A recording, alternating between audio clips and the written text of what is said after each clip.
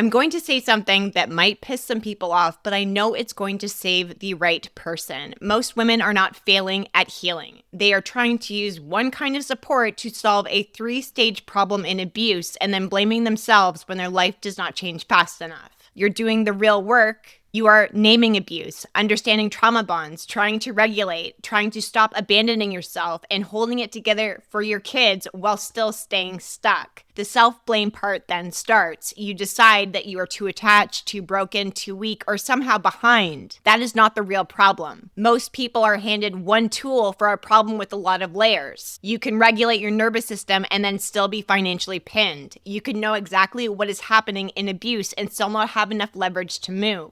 You can leave and still feel pulled towards familiar love because relationship patterns do not disappear just because the relationship ended. None of this means your healing is fake or your progress does not count. It means you're missing a stage of recovery. I do not just help women heal from abuse. I help women become emotionally, financially, and relationally free. And that is a different job with a different path. That is why my work looks the way that it does right now. If you've ever looked at my stuff, my content, my programs, and thought, okay, I get it, but how do these pieces actually fit? This is the episode that is going to help you get the answers that you need. I'm the type of coach who wants to show you, not tell you. I was not building a brand and a business first. I was building a way out. This came from my real life, and then I helped other women do it. My marriage was my second abusive relationship, and this matters to the story because I was not brand new to the signs. I clocked it early, and I wanted out the moment that I got here. I had a plane ticket to go home, and then I found out I was pregnant, which changed everything. Now there was a baby coming. There was also a dog. I was not working. It was COVID. I had some savings, but that was all that I had. The question stopped being, what is this? And it became, how do I get out of this with no support? That is the mismatch that I'm talking about. It was not lack of awareness. I was staring at a situation I already knew was wrong, and I was trying to figure out how to move through it without a clean exit and without the conditions to move yet. This is why I care so deeply when women tell me they know what this is and still feel stuck. I believe them because I know exactly what that feels like. Knowing is one thing. Having conditions to get out and have an exit is another. Everything that I share with you and everything that I built is in an intentional order. I had to do the emotional exit work while I was still in it. Then I built financial autonomy so I had real options. And after, I rebuilt my relationship patterns when I got out so I did not recreate the same pain in my body. That is a sequence and a pathway to freedom.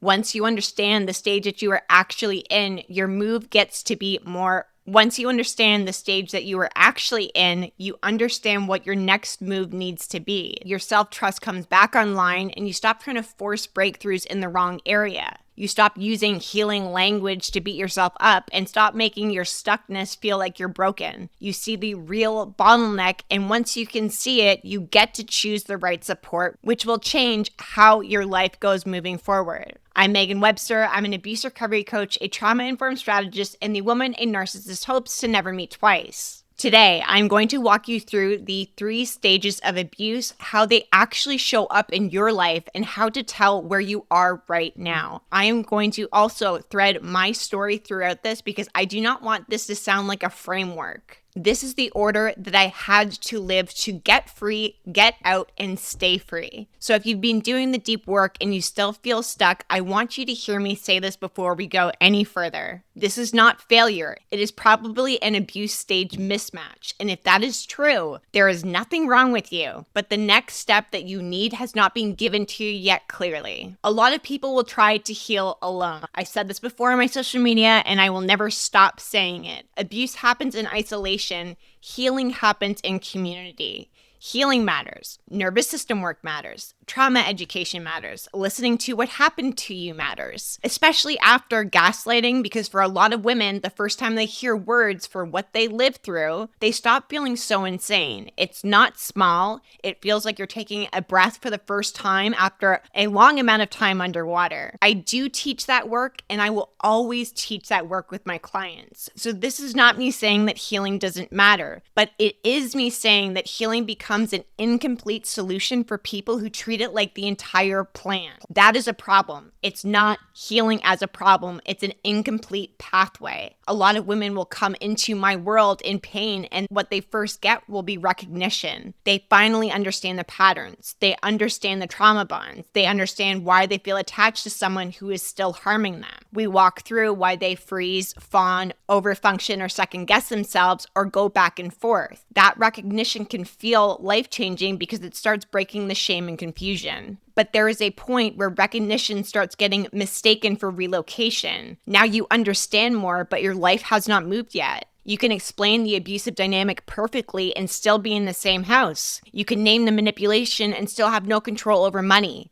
And you can still have a breakthrough and wake up in the same logistics, fear, custody stress, financial dependence, and the same body carrying all of it. This is where self-blame starts. What is wrong with me? I know what this is, and yet I'm still here. Maybe I don't want it bad enough. Maybe I'm addicted to X, Y, and Z. Maybe I really do love him. Maybe all of this work that I'm doing is not working. No, sometimes the work is working exactly where it's supposed to, but you're expecting it to be solved at a different stage of abuse. This is why I'm being so hard on this. It's not because I do not respect healing. I know where to put it in its right place and stop asking it to carry jobs that belong to leverage or relational recalibration later on. If a woman is emotionally clear but still financially strapped, that is not proof that she needs to heal harder. It means that she needs financial autonomy and exit infrastructure. If a woman is out and functioning and still getting pulled back into familiar relational patterns, that is not proof of her early recovery work failing. It might mean she's at a different stage that requires a different layer of work. This is where women lose years of their life, and I hate that for them because they are not lazy, they are not clueless, they are working their asses off, they are trying, they are reading, they are listening, they are journaling, they are praying, they are regulating, they are doing the work, but because no one mapped the stages for them personally, very clearly, they are using the wrong tools for the problem in front of them. This is what creates shame, exhaustion, that brutal feeling of not being smart enough to understand what is happening and still not being able to change your life. I know that feeling. I know what it feels like to be super self-aware and still trapped in practical reality. To look functional on the outside while internally you are doing risk math, reading moods, planning around reactions, and trying to keep everything standing while your body is screaming, and to have real insight but still not feel free yet.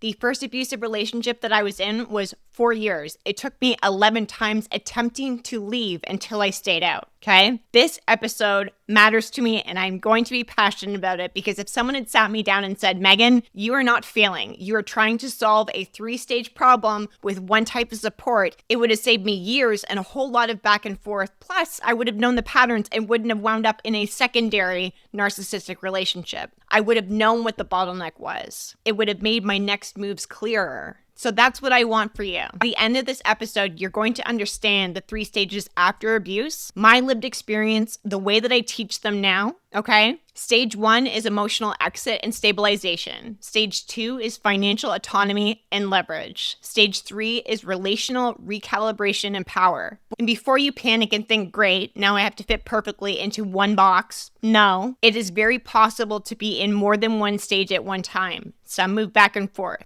Some are mostly in stage 1 with bleed through into another. This is very normal. It's not about forcing ourselves into a label. This is about identifying the primary bottleneck so you stop fighting the wrong battle first. We are going to start with stage 1. This is where most women first find me, and it's also where the deepest layer of shame lives. You can see it, but you still feel stuck. It's hard to explain to people who have never lived it because from the outside, it can look like indecision, inconsistency, even denial.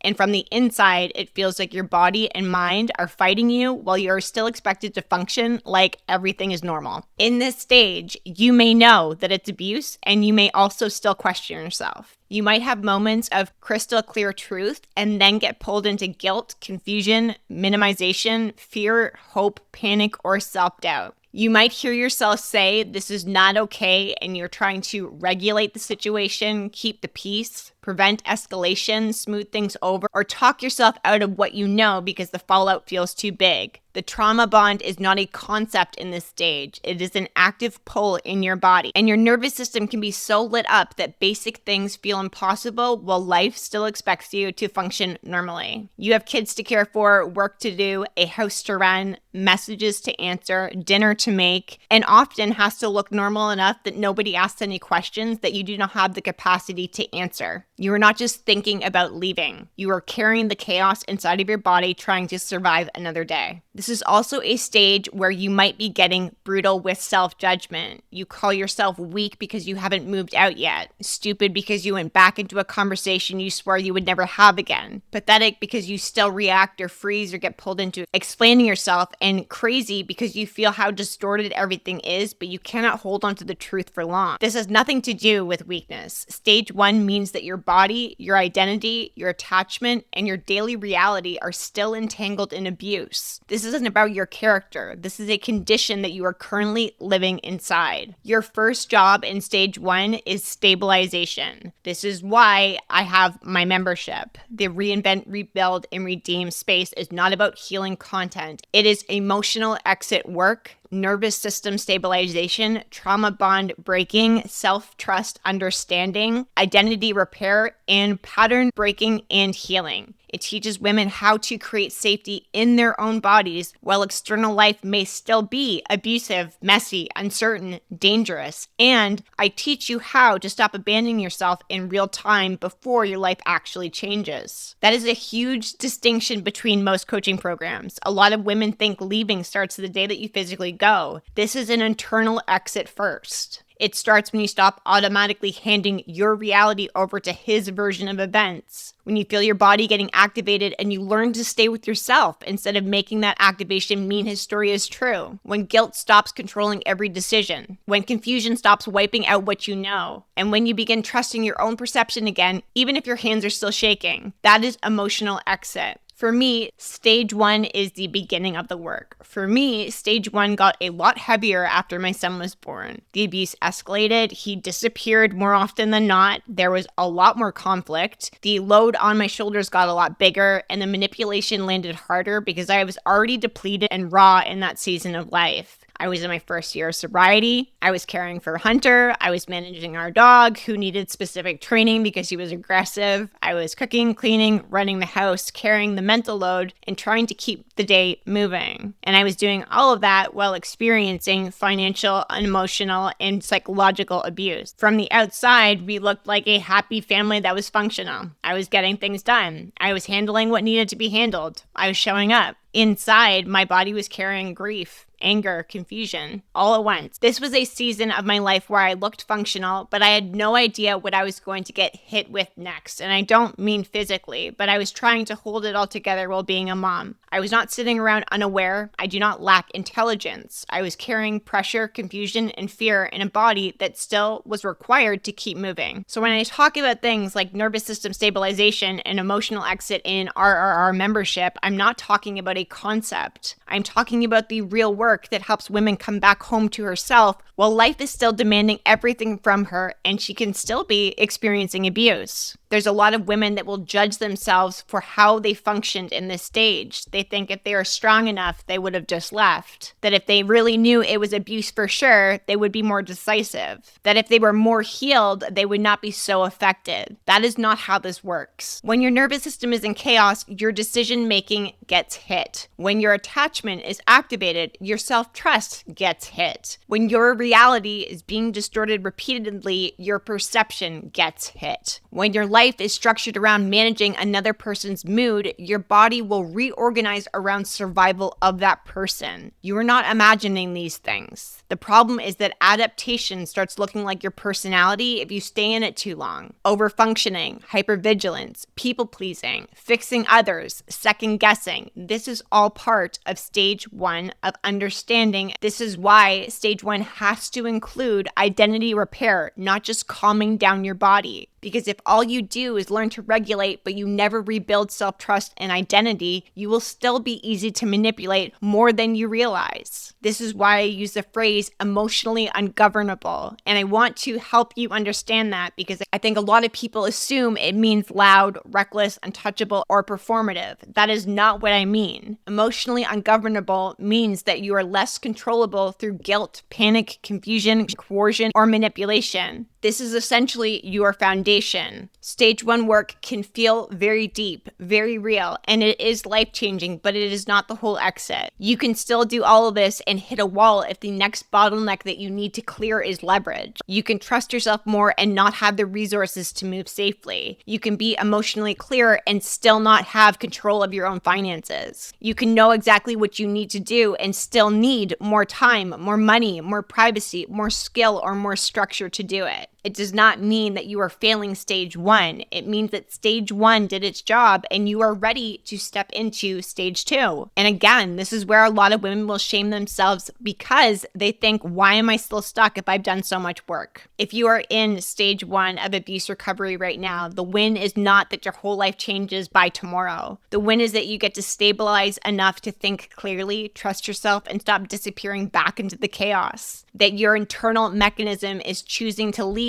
even though the external pieces are still in the same place. It's not small, but that is where your freedom will start. And if that is you, if you are in it and you are questioning yourself, questioning if this is abuse, you just want to leave, or your body doesn't understand what's happening, this is the work that we do inside of the RRR membership. Emotional exit work, stabilization work. The kind that will help you stop feeling like you're crazy and start allowing you to come back home to yourself. The next part of this is stage 2. The conversation is going to change from internal stabilization to financial leverage. And this is the part that nobody is willing to teach. Before I was an abuse recovery coach, I have been a business coach for almost 5 years. So when I talk about things like financial leverage, it's not just my lived-in experience. I've had hundreds of clients in a completely separate business in a totally different niche that is founded on helping you make money. So for you, stage 2, you now need leverage. This is where a lot of women will get misread or judged because the outside world keeps treating this like it's a character problem when it is a power issue. This is a stage where women know what is happening. You are not sitting in confusion the way that you were before. You are not looking for one more post to prove the abuse. You're not asking yourself every 5 minutes if you're overreacting. You know enough now. You see it, you feel it, you understand what this is costing you, and you need a way out or enough independence that you are no longer financially exposed to staying or going back. Your bottleneck in stage 2 is financial leverage. I need people to stop saying that financial autonomy and abuse recovery are separate. Money is not an extra chapter that you deal with later on after a breakthrough. That kind of thinking is going to keep you trapped because the conversation around the emotional toll while the control is still practical means you can understand exactly what's happening but still stay stuck. One expense can put you in panic. One financial hit can make the risk of leaving feel bigger than the pain of staying. That is not a failure at healing. This is what happens when you are in financial abuse. A lot of women will also get called inconsistent, attached, or self-sabotaging. And I'm going to say this very fucking clearly because it's wildly incorrect. A lot of what people label inconsistency is a woman doing risk management for timing, safety, and consequences with very limited options. She's not changing her mind because she loves this. She is calculating. She is watching what happens when he escalates. She then looks at the bank account. She's trying to figure out how to feed her kids, how to move without triggering a bigger fire before she has what she needs. That is a leverage problem. Your stage 2 of healing is freelance to freedom. It is part of the abuse recovery when your life stops being held hostage by financial exposure. When I say the words freelance to freedom, I am talking about your financial autonomy, under the radar income, skill building that creates options, leverage, buying power, structural autonomy, and external escape infrastructure. I became a virtual assistant, and this is how I funded my way out. I built it because that's what I needed. And I want to be very direct about this. I am not telling you that money is going to solve everything for you emotionally. I am saying that no money keeps a lot of women trapped longer than what they want to be, and then they get judged for the survival choices they make inside that trap. I do not care how self-aware you are if you are financially pinned. Insight does not pay for gas, childcare, a lawyer, or a way out. If your day-to-day expenses are tied to him, your nervous system already knows that. Your ability to leave a bad day depends on whether you can afford the next move, and your nervous system knows that already. This is why women can look clear in one conversation and frozen in the next. The body is tracking the consequences. It's doing the risk math. This is a space where shame gets vicious because you start thinking, I know better than this. Why am I still here? Why am I not moving faster? Why do I keep getting pulled back into fear when I was so sure yesterday? The answer is nothing more than financial dependency. If you missed the Forge in the Fire series, I tell you exactly how I built a business inside of my abusive marriage. The first month that I was in my virtual assistant business, something shifted for me so freaking hard. I am an ex-bartender with a grade 10 education. I had $1,000 left in my savings. Not only did that business make me money, it's what that money meant. I had proof of concept, proof of work, proof that this was possible. And that changed my nervous system more than anything because it moved me out of fantasy of leaving into the reality of power of choice. I was no longer hoping there might be a way out anymore. I had evidence in my hands. I knew this could work, and if I kept going, this would be my exit plan. That certainty changed how I felt in my body. It made me more focused, more comfortable continuing, and more able to trust the path because it was no longer something that I was dreaming of. It was real. Is stage 2 work. Before you have leverage, your whole life gets organized around what could go wrong. You think in survival gaps. You make decisions based on immediate fallout, not long-term freedom, because immediate fallout is what will burn your life to the ground when you are under-resourced. You tolerate things longer than you want to because the cost of moving too soon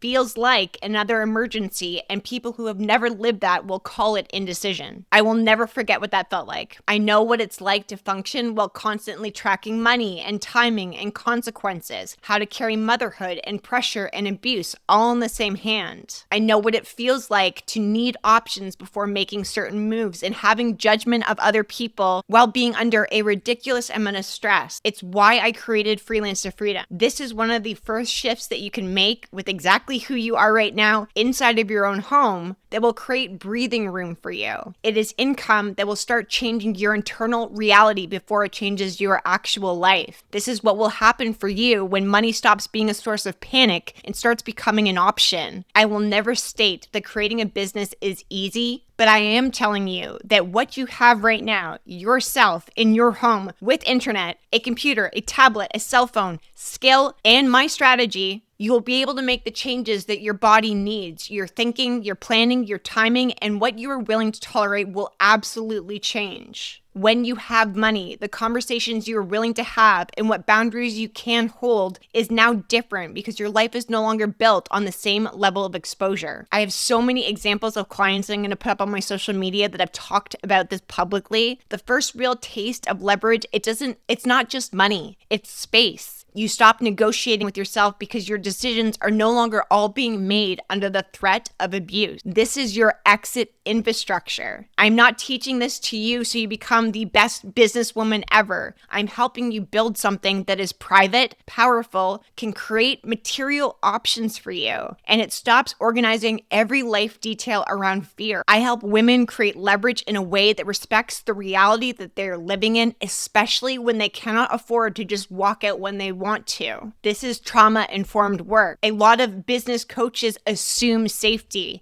and a lot of healing content ignores logistics. Freelance to Freedom sits in a place where real life happens. It is for women who need income, skill, and options while still navigating abuse. It's for the women that know just leave is not an actual plan. For the women who need to build autonomy without announcing it to everybody. This is not a confidence problem. The real issue is financial dependency, and you will keep working on the wrong thing and then shaming yourself for not moving. Confidence doesn't help you leave, but it will grow when your life gets safer and your options become tangible and real to you. It is a very powerful moment when your survival is no longer tied to the person that's harming you. I am not interested in performative empowerment. I am interested in helping you build actual financial autonomy. This is why stage 2 is not optional in this pathway. Stage 1 will stabilize you. Stage 2 gives you options. Without stage 2, you can go and do all of the beautiful emotional healing work and still be one emergency away from staying in the same cycle or getting pulled back in because your life is still materially vulnerable. It's not a failure of healing. It is a consequence of missing the stage that changes what's possible. Stage 1 is where you begin to leave internally. Stage 2 is where your external life starts catching up to what you already know. This is where your decisions stop being only emotional and they start being practical resources. This is where your future stops being a wish and starts becoming a tangible plan. In this stage, you're going to feel the difference between understanding freedom and building it yourself. If this is a stage where you are right now, that money is keeping you stuck, silent, vulnerable, scared to move, that is not proof that it's not working. It is your cue that you are in stage 2 of abuse recovery. That is freelance to freedom work, financial autonomy, and exit infrastructure. Before we get into stage 3, I want to bring some full awareness to the forefront.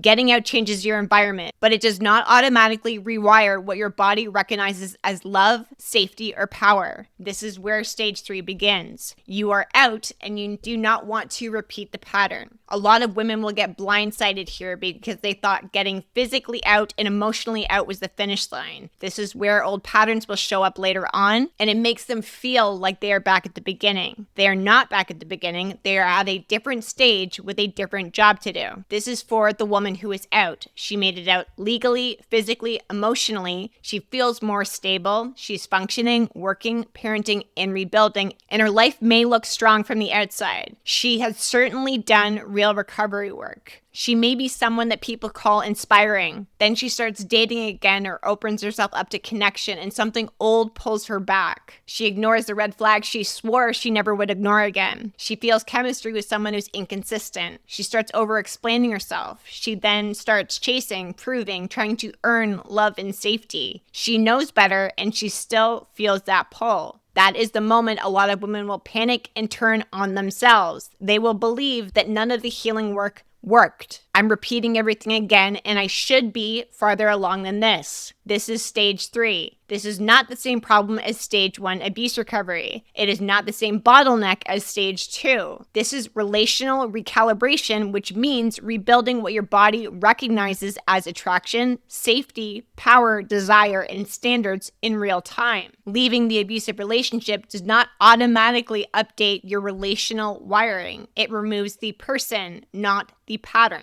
This is why the Black Cat Academy exists. It is not entry-level recovery, basic dating advice, or how to spot red flag conversations. It is post-healing power, relational recalibration after survival. It is discernment, desire, standards, power dynamics, and relational sovereignty. It is the work that will teach you how to stop confusing familiar activation with alignment. A lot of women, myself included, leave one harmful relationship and then get pulled into another version of the same pain, not because they're stupid, not because they want suffering, but because their body still reads around certain dynamics as normal, exciting, or compelling. Intensity can feel like chemistry when your nervous system is trained in chaos. Inconsistency can feel magnetic when you spent years trying to earn closeness. Being chosen by someone who's emotionally unavailable can still feel like a win when your old wound is still running underneath your standards. All this is a pattern that needs to be broken and healed. The conversation has to be more advanced because stage 3 women are often smart, self-aware, capable, and outwardly strong. They can identify manipulation and content, teach boundaries to somebody else, and have language for what's happening in their past and still override themselves in a moment because knowing a standard and holding a standard is not the same thing when attraction, desire, loneliness, hope, and old patterning come back online. This is why the Black Cat Academy is in stage 3. The RRR membership is the foundation because it stabilizes the body and rebuilds self-trust.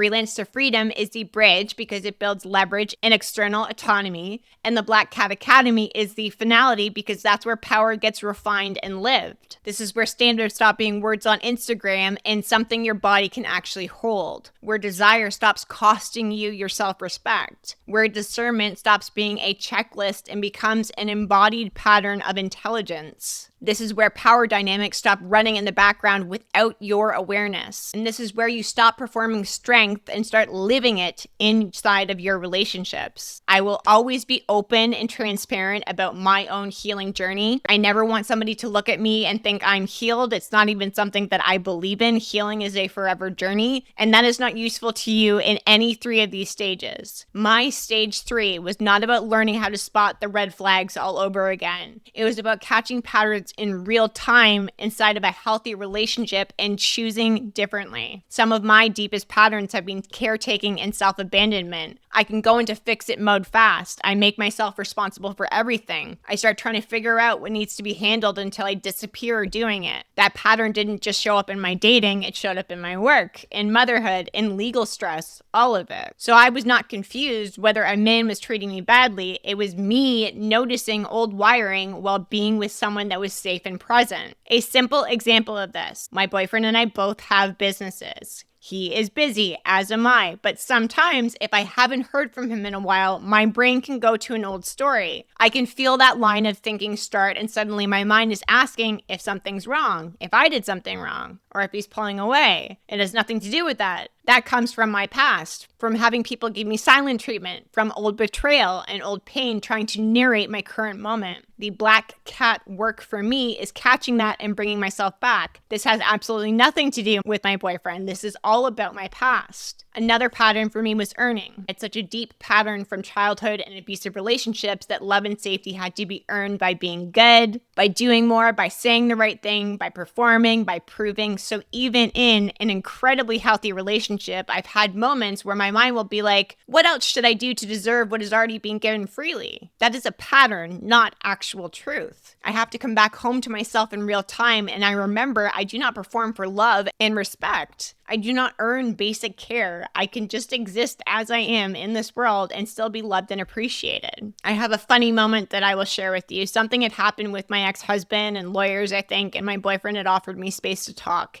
He was simply just offering space to talk and be present with me, not asking anything of me. And I went into mental gymnastics. I was pacing around my apartment. Should I actually call him? This was heavy and ugly. Maybe I'd cry. My fear wasn't about my boyfriend. It was my fear of being too much, that being vulnerable would change how I was seen by him. Again, that fear came from my past, not my current relationship. This is why breaking patterns matters so much. I made that phone call. I cried on that call. He held space for me. It gave my nervous system new information to understand if I break the pattern, if I stay in the present. The awareness piece is one thing, but catching the pattern and not obeying it and allowing a safe moment to stay safe is where it'll internally change for you. That is relational sovereignty in real life. I often hear from my clients in this stage that they still feel embarrassed that they are out dating and they are still dealing with old things from their past. Please do not judge yourself for what you are going through. If you are out and stable and you are now seeing the next layer, it does not mean that your earlier recovery work failed. It means that your earlier work worked well enough to get you here, but now the job changes. It's the whole point of this episode. It changes by the stage. The support changes by the stage. The bottleneck changes by the stage. So when you stop treating every problem like it should be solved with the same kind of support, your growth will maximize and your shame will lose oxygen. Stage 1 is where you stop calling chaos your identity and you begin your emotional exit. Stage 2 is where you build leverage so your life has options. Stage 3 is where you rebuild relationship patterns so your freedom becomes sustainable and your standards stop collapsing under old patterns. This is the stage where a lot of women become the version of themselves they were trying to be the whole time. Not just safe and out, but powerful, clear, alive, and fully owning their own life. If that is where you are, you're out, stable, and done repeating relational patterns. That is the Black Cat Academy work. This is not beginner healing. This is power reconfiguration. I hope you take some time today after this episode to sit and think about what stage you are, and remember, you can be in two places at once. I hope that it gave you some direction, because this episode is not meant to make you nod and smile and say, yes, that's me, and then go back to shaming yourself tomorrow. I want you to know exactly where you are, what your actual bottleneck is. I want you to stop using the wrong tool and calling yourself the problem. Most women are not failing at healing. They are missing a stage. That is the category of claim of this episode, and I stand by it because I have lived it and coached hundreds of women to see their patterns clearly so they can set themselves free. Some of you will hear all three stages in yourself because your life is not neat, and that's okay. You might be mostly in stage 2, but still need some stage 1 support on hard days. You might be in stage 3 and still feel old stage 1 activation when a relationship trigger hits. That does not mean the framework is the support is wrong. It doesn't mean anything other than the fact that you are a human being. I'm not trying to force you into a perfect category. I'm trying to help you identify where you are at in your life and if you have the ability to control your choices, because that's where your next move lives. If this episode cracked something open in you, good. That means you are not just listening, you are evolving. Please share this with another woman who needs to hear it. Hit follow so you do not miss the next one. Please send me a DM on Instagram and tell me what landed the hardest for you. If you're still inside it, just left, or you are still in chaos, please start with the RRR membership.